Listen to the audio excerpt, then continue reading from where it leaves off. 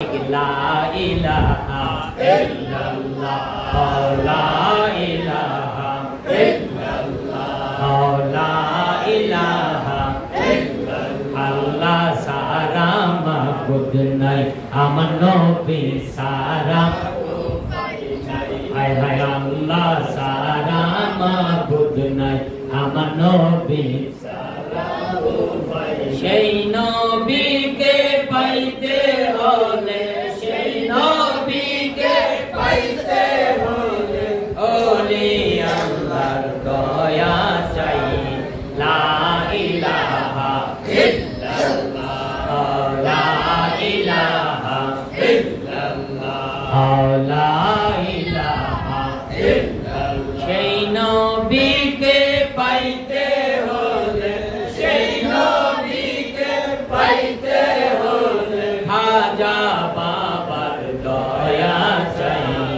লা ইলাহা ইল্লাল্লাহ, লা ইলাহা ইল্লাল্লাহ, লা ইলাহা ইল্লাল্লাহ। আদম হাওয়া বানাইলেন, তাদের দুনিয়াতে পাঠাইলেন। আল্লাহ আদম হাওয়া বানাইল, তাদের দুনিয়াতে পাঠাইলেন। 300 বছর কান্দার পরে, 300 বছর কান্দার পরে আল্লাহ দোয়া কবুল করিলেন। লা ইলাহা ইল্লাল্লাহ, লা ইলাহা ইল্লাল্লাহ, লা ইলাহা ইল্লাল্লাহ, লা ইলাহা ইল্লাল্লাহ। মুহাম্মাদুর রাসূলুল্লাহ সাল্লাল্লাহু আলাইহি ওয়াসাল্লাম ইসমে জাতের জিকির। এই কর্ম একমাত্র কি আছেন? এই কর্ম একমাত্র আল্লাহই আছেন। ইসমে জাত আল্লাহ, আল্লাহ। নবীর নামে এত মধু, আমারে কইরা সে জাদু। নবীর নামে এত মধু, আমারে কইরা সে জাদু। কমলে ওয়ালা দক্ষু নিয়া, কমলে ওয়ালা দক্ষু নিয়া ভরে থাকে। কে মনে গো ভরে থাকে, কে মনে নবী আপনার না পাইলে আমার জীবন বিফলে গো। সোনার জীবন বিফলে নবী আপনার না পাইলে। আল্লাহ আল্লাহ আল্লাহ আল্লাহ আল্লাহ আল্লাহ আল্লাহ। তুমি ঘুমা ওই মদিনা, হায় আমি কান্দি তোমার আশায় গো। তুমি ঘুমা ওই মদিনা, হায় আমি কান্দি তোমার আশায় গো। দিয়া পোরা আশা দেখা দিয়া, পোরা আশা ডাকে তোমার প্রেমিকে গো, ডাকে তোমার আশিকে নবী আপনার না পাইলে। আল্লাহ জীবন বিফলে গো, সোনার জীবন বিফলে নবী আপনার না পাইলে। আল্লাহ আল্লাহ আল্লাহ আল্লাহ আল্লাহ। মুর্শিদ নামে এত মধু, আমারে কইরা সে জাদু।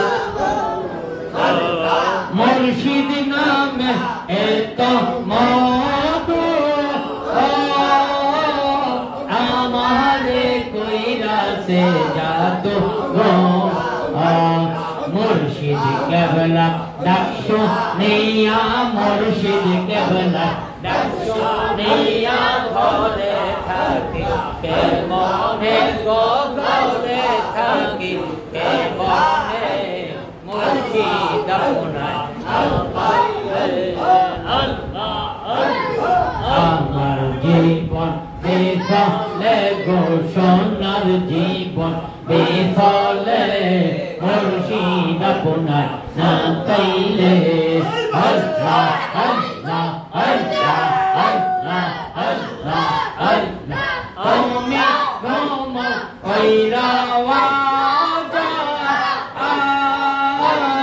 হায় আমি কান্দি তোমার আশা তুমি আমার কইরা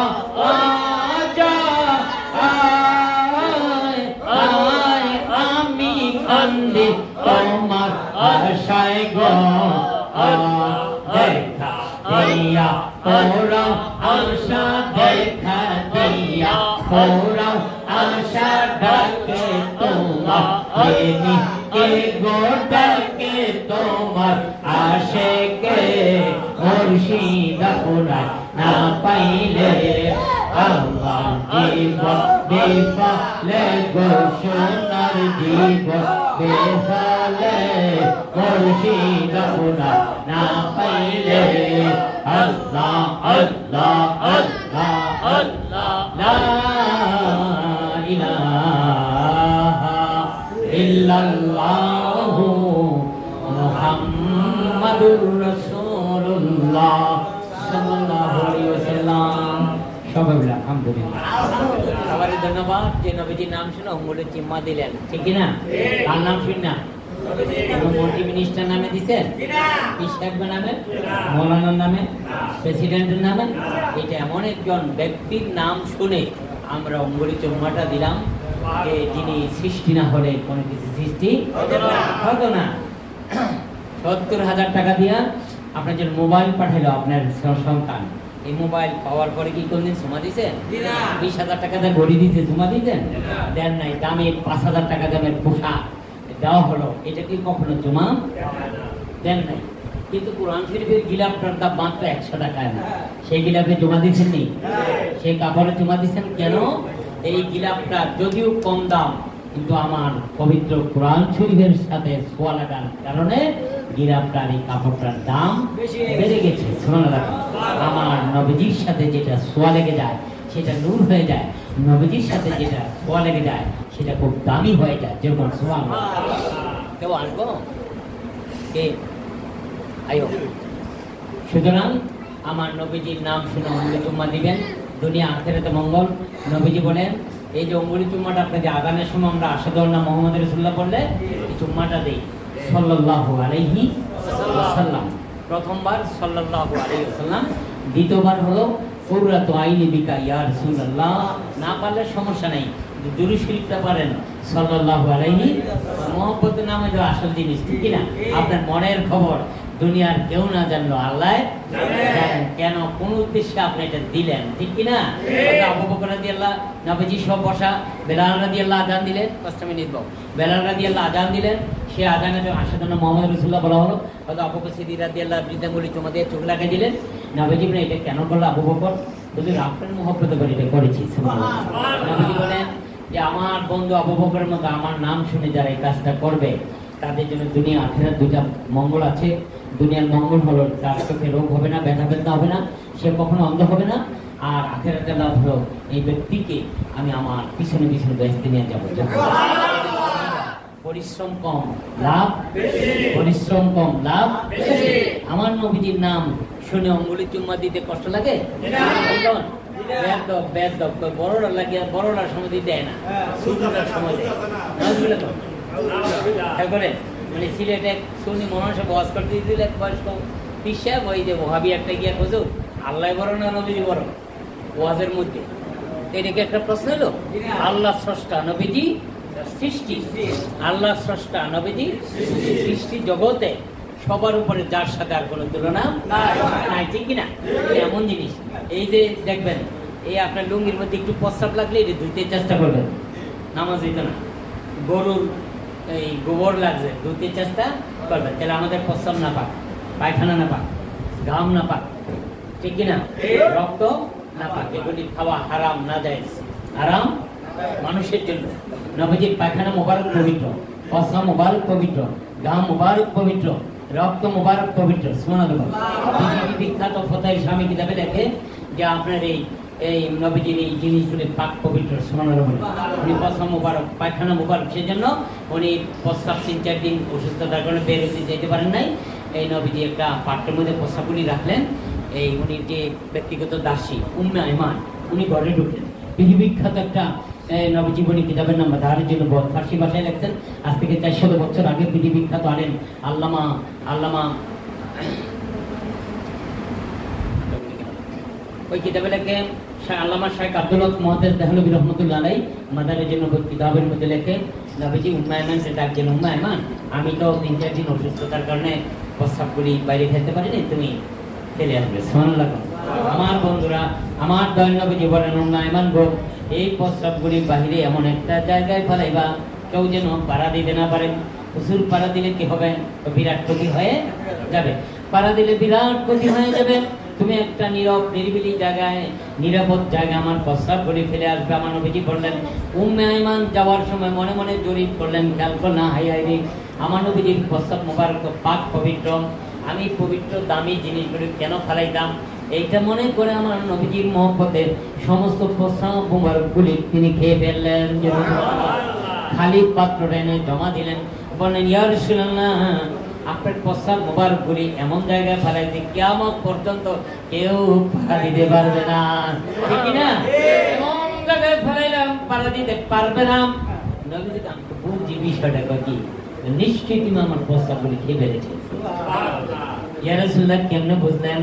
আপনার প্রস্তাব অবশ্যই আমি খেয়ে ফেলেছি, কিন্তু ঘরে বসে কেমনে জানলেন, কেমনে বুঝলেন? অবিরাকের বেলার ভেতরে কি আছে এটা নবীজি জানলেন। নবীজি বলেন, উম্মে আইমান, আমার প্রেমে পড়ে, মহব্বতে পড়ে আমার প্রস্তাব মোবারক খাইয়া ফেললাম। আমার সামনে যখন আসলা, তোমার মুখ থেকে মেশক আম্বরের গান বেরোইছে। আপনার আমার হুজুর করে সারা মেজরিটি% লোক থেকেই মুখে থেকে দুর্গন্ধ আসে।